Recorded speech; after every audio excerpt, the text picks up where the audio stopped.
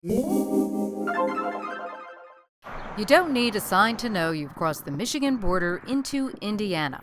The tobacco shops give it away. There are 8 on this quarter-mile stretch. And it's no wonder. Taxes on cigarettes are about $1 cheaper. And business appears to be booming. Many of these parking lots are filled with cars with Michigan license plates. Some places allow you to drive up and load up. And it's okay if I bring them to Michigan? I mean, it doesn't matter to you? It doesn't matter to me. Okay. Just don't get caught. It is illegal to transport Indiana cigarettes into Michigan, but cross-border trafficking or cigarette smuggling does happen, as it happens all around the country, as state and local taxes on a pack of cigarettes can vary as much as $6. There was always a way to get cigarettes cheaper. Had family that were in the trucking industry could stop in a low-tax state and pick up a few cartons. Research by the Mackinac Center for Public Policy shows cigarette smuggling is more than a couple of anecdotes. Since 2008, the center has been comparing cigarette sales to the percentage of smokers in states. The biggest difference in numbers is New York. The state of New York has a very high excise tax rate. In fact, I believe it's the highest in the nation. But New York City also imposes a $1.50 excise tax at the local level as well, and they're not far from Virginia, which has a very low excise tax rate. The study finds 58% of cigarettes smoked in New York come from outside the state. The largest increase in smuggling occurred in Illinois, when cigarette taxes went up at state, county, and even city levels. And who noticed immediately? Cigarette wholesalers. The northwestern Indiana cigarette shipments increased drastically. S. Abraham & Sons supplies 4,000 convenience stores in 12 states, including Illinois and Indiana. When the tax increases in Illinois went into effect, orders in those 2 states went haywire. The manufacturers put us on allocation. All the wholesalers are allocated a volume based on sales. That it created out of stocks for many retailers as well as wholesalers because there wasn't an adjustment of the allocations to the wholesalers to accommodate the movement of product from Illinois into Indiana. The increase in cigarette taxes has caused not just a distribution headache, but an administrative one. Abraham & Sons has 4 full-time people working on nothing but cigarette tax compliance. Each state requires its own tax stamp. This system, which prints Michigan's new digital stamp, costs $500,000. States reimburse some of that cost, but that's not always a guarantee. The costs are getting considerably higher all the time. Overhead and administration of tax policy, overhead and processing taxes, processing paperwork, all of that is just getting very, very costly on the wholesale side, and it's just too much work for the effort that the profit that we can make on it.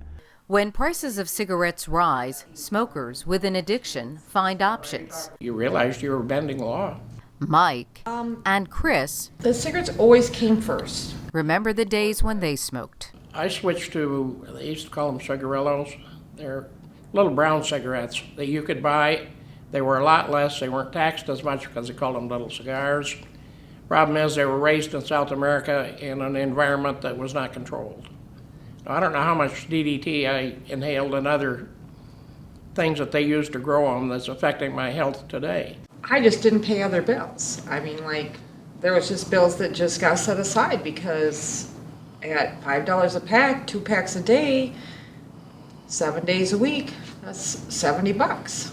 So that's very expensive. That's a big chunk of a budget for, and I was being a single mom, and I did this. And you know, their experience mirrors what I've seen in classes in general, which is people would draw a line. You know, when they're $3 a pack, I'm quitting. When they're $4 a pack, I'm done. When they're $5 a pack, I'm done. But the fact is, you're still addicted. Many smokers resort to the black market, and cigarettes are the perfect product. They're legal, have a big price range, and easily transportable. Law enforcement can't check every vehicle coming into the state, and thieves know it. Each of these boxes of cartons weighs a mere 11 pounds. Retail value can earn a smuggler thousands of dollars if sold in a high-tax state. Cigarette by cigarette, or loosies. Loosies actually have a parallel with the era of real alcohol prohibition. For years, throughout Prohibition, men coming out of factories were met by other men selling shots of liquor one at a time. The black market for cigarettes makes convenience stores a prime target for thieves.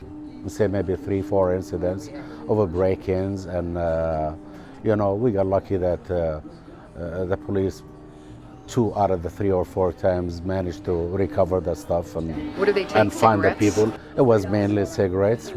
Store owner Adam Musleh took measures he didn't want to take. Right now we have, like, you know, grids on the windows. Probably doesn't look too bad, but we really don't like to have it. And we had to go with the surveillance system that costs about $25,000. Cigarette delivery trucks are a target, like this one in Texas, which led police on a multi-jurisdictional chase. We've got some hot areas. There's certain areas in Detroit, certain areas in Cleveland, certain areas in Northwest Indiana where we have to be very careful. We've actually had to hire armed guards to follow and drive along with the trucks. Cigarettes have been an easy target for cash-strapped government trying to generate revenue. Cigarette taxes raise millions, and lawmakers defend increases in the name of public health.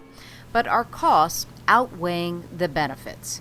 New research shows that raising taxes to get people to stop smoking is a waste of time. Looking at adult smokers, it takes an increase of about 100% to reduce smoking, both propensity and intensity, by about 5% total. It does raise revenues because people want the product, but it also increases a lot of lawlessness. People smuggle, individuals smuggle in groups.